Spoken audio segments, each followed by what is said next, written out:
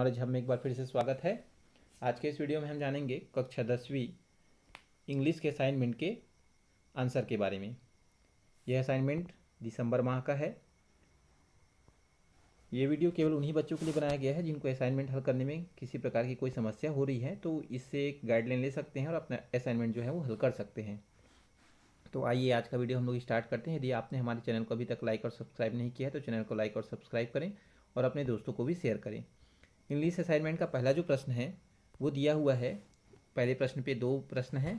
इसमें से पहले प्रश्न का जो ए है वो है, why did Swaminathan react as being deaf to the question that the head master was putting to him. जब स्वामीनाथन के सामने में उसके हेड मास्टर ने क्या किया, प्रश्न रखा, तो उन्होंने क्यों अपने आप को बहला बना लिया, क्यों वो बहरे की भांति क्या करने लगे, व्यवहार करने लगे। तो इसका आंसर है Swaminathan react as being deaf to the question that the head master was putting to him because. Because मतलब होता है क्योंकि। उन्होंने ऐसा इसलिए किया क्योंकि he did not want to paying attention, क्योंकि वो अपने हेड मास्टर को अटेंशन या ध्यान देना, क्योंकि वो अपने हेड मास्टर को ध्यान नहीं देना चाहते थे। आइए दूसरे प्रश्न की ओर चलते हैं। तो इसी पहले का ब है, पहले पे दो प्रश्न बोला गया है, तो पहले का बी जो है वो बोलता है, what was the mood off the head master. जो हेड मास्टर था उनका जो मूड था या मिजाज था वो कैसा था। When he entered the class, जब उन्होंने क्या किया, क्लास में प्रवेश किया। तो इसका आंसर है कि जब head master entered the class he was having slightly flushed face. उनका जो चेहरा था वो कैसा था, मुरझाया हुआ था। And hard ominous look in his eyes, और उनकी आंखों में कैसा था, एक अजीब सी जो बेचैनी कहा जाए। ओमनियस मतलब होता है अनलकी, मतलब क्या कहा जाए, अनलकी जो है उनकी आंखों में, या अनलकी जो है वो उनकी आंखों में दिखाई दे रहा था। आइए अब हम दूसरे प्रश्न की ओर चलते हैं। दूसरा प्रश्न जो है वो फिल इन द ब्लैंक्स है, जिसमें बोला गया है आंसर द फॉलोइंग क्वेश्चन, इन प्रश्नों का उत्तर दीजिए from the poem about me. About me poem के आधार पर इन प्रश्नों का उत्तर दीजिए। इसमें से जो पहला प्रश्न है वो दिया हुआ है, the poet wants to be जज by the ready stock of. यहाँ पे खाली स्थान है तो खाली स्थान में हम भर देंगे यहाँ पर कंपनसेशन एंड केयर। ये है हमारा पहले प्रश्न का आंसर ये। ठीक, आगे चलते हैं दूसरे में। बी में दिया हुआ है, the प्यूपिल called the speaker by two names. जो लोग थे वो स्पीकर को दो नाम से पुकारते थे, वो नाम कौन कौन से हैं। तो पहला नाम है हे यू और दूसरा है व्हाट इज़ योर नेम। तो इन दोनों नामों को हम यहाँ पर भर देंगे।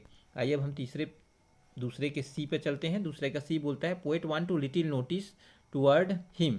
जो पोएट था वो लोगों से थोड़ी सी ध्यान चाहता था, तो वो किन शब्दों से ध्यान चाहता था। तो यहाँ पर हम दो शब्द भर सकते हैं, या तो जज आ सकता है, यहाँ पर हिड भी भर सकते हैं। आइए अब हम तीसरे प्रश्न की ओर चलते हैं। तीसरा प्रश्न है हमारा, ये भी खाली स्थान है। खाली स्थान में दिया हुआ है फिल इन द ब्लैंक्स। ये जैसा कि आप देख सकते हैं तीसरा जो प्रश्न है फिल इन द ब्लैंक्स, इसमें से पहला प्रश्न है यू, उसका ब्लैंक है, obey the law of the country. हमको अपनी कंट्री के लॉ का या कानून का क्या करना चाहिए, ओबे करना चाहिए, पालन करना चाहिए। तो यहाँ पर हम क्या भर देंगे, मस्ट भर देंगे।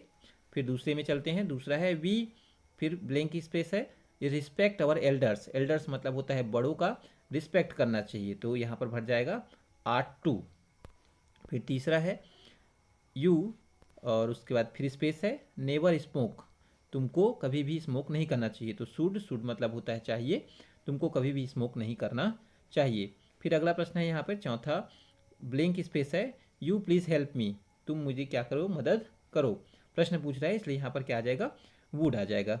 आइए चौथे प्रश्न पे चलते हैं। चौथा प्रश्न भी एक खाली स्थान है, या उसको हमको रीराइट करना है। तो चौथा प्रश्न है, they go for a walk in the early morning daily. वे अर्ली मॉर्निंग को, रोज़ सुबह को वो क्या करते हैं, वॉक के लिए जाते हैं। इसको हमको रीराइट करना है या फिर से लिखना है, किसका उपयोग करके, यूज्ड टू का उपयोग करके। यहाँ पे देख सकते हैं आप, यूज्ड टू का उपयोग करके इसको हमको रीराइट करना है। तो यहाँ पर मैंने यूज्ड टू का प्रयोग किया हुआ है और इसको रीराइट किया है, they use to go for a walk in the early morning daily. अब आइए हम पांचवें प्रश्न की ओर चलते हैं। पांचवा जो प्रश्न है हमारा एक ऐसे है जो हमको लिखना है एक सब्जेक्ट के ऊपर में। सब्जेक्ट दिया हुआ है हमारा कोविड-19 पेंडेमिक। पेंडेमिक मतलब होता है महामारी। कोविड-19 महामारी के ऊपर हमको क्या करना है, एक ऐसे लिखना है। तो ऐसे हम टॉपिक में लिखते हैं। तो हमारा टॉपिक जो है, पहला टॉपिक जो है वो हो गया हमारा introduction.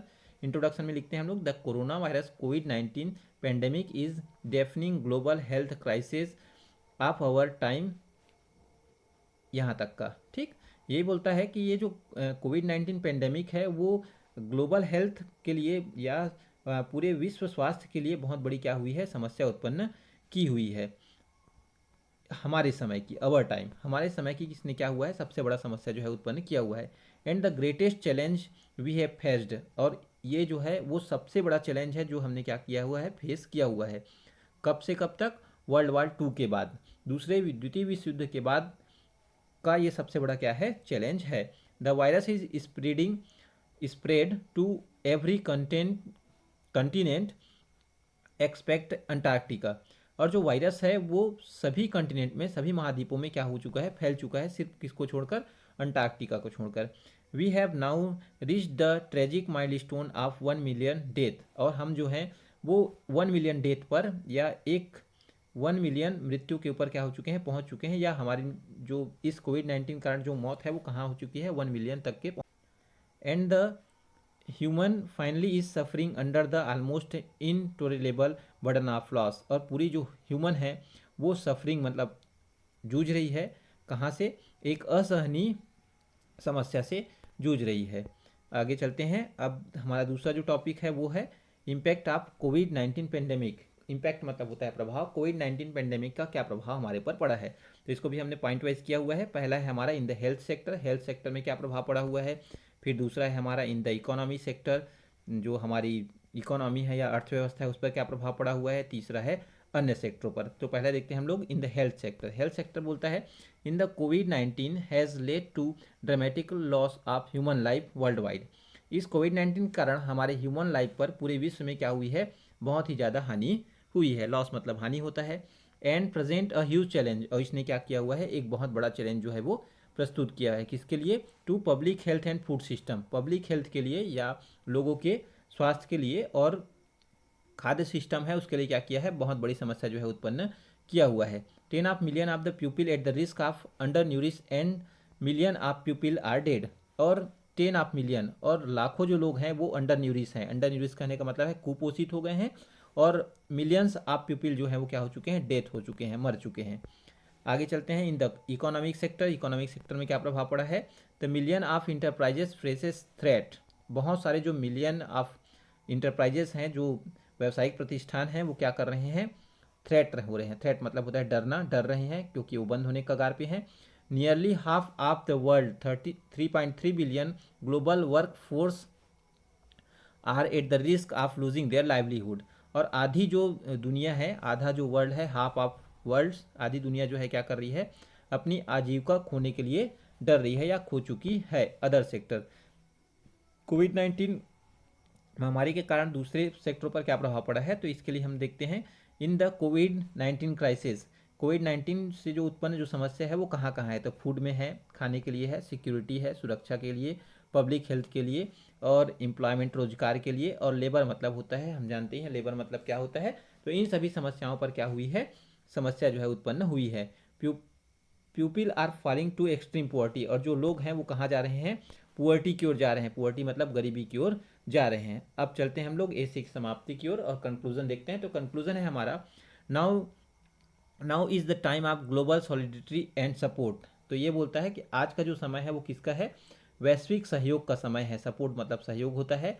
Only together we can overcome, और हम, ओवरकम मतलब होता है जीतना, और ओनली टुगेदर, टुगेदर मतलब साथ साथ, और हम साथ साथ लड़कर ही क्या करते हैं, इस बीमारी से या इस महामारी से जीत सकते हैं। We must recognise our opportunity to build back to better, और हमको क्या करना चाहिए, इस अपॉर्चुनिटी को, इस जो मौका है या चांस है उसको क्या करना चाहिए, उपयोग करना चाहिए, और उपयोग करके हमको क्या करना चाहिए, अपना भविष्य जो है, जो हम विपरीत समय से आए हुए हैं उसको हमको क्या करना चाहिए, और बेटर बनाना चाहिए। तो यदि आपको आज का वीडियो अच्छा लगा हो तो चैनल को लाइक और सब्सक्राइब करें, और अपने अन्य दोस्तों को भी ये वीडियो जो है वो शेयर करें। धन्यवाद।